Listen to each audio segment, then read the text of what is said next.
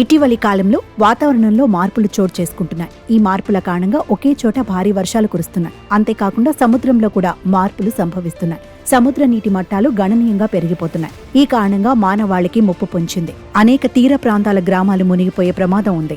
లక్షలాది మంది నష్టపోనున్నారు. ముఖ్యంగా తీర ప్రాంతం వెంబడి ఉండే ప్రధాన నగరాలతో పాటు తీర ప్రాంత గ్రామాలు మునిగిపోయే ప్రమాదం ఉందని నిపుణులు హెచ్చరిస్తున్నారు. ఈ వాతావరణ మార్పుల కారణంగా మానవాళికి ముప్పుగా పరిణమించనున్నాయని వారు ఆందోళన వ్యక్తం చేస్తున్నారు.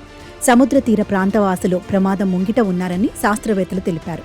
2100 నాటికి సముద్ర నీటి మట్టం 1 మీటరు మేర పెరగనుందని, దీని ప్రభావం ఆగ్నేయ అట్లాంటిక్ తీర ప్రాంతం, నార్ఫోక్, వర్జీనియా, మయామి, ఫ్లోరిడా ప్రాంతాల్లో 1.4 కోట్ల మంది ప్రజలపై ఉంటుందని నేచురల్ క్లైమేట్ చేంజ్ జర్నల్లో ప్రచురితమైన ఓ అధ్యయనం తెలిపింది. తీవ్ర స్థాయిలో సంభవించే వరదలతో భూమి కుంగిపోతుందని, బీచ్లు జలమయమవుతాయని వర్జీనియా టెక్ జియోసైన్స్ విభాగానికి చెందిన మనుచెర్ షిరాజాయ్ వెల్లడించారు.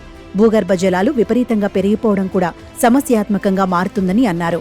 సముద్ర మట్టం పెరగడానికి మంచు కూడా ఓ కారణమని శాస్త్రవేత్తలు చెప్తున్నారు.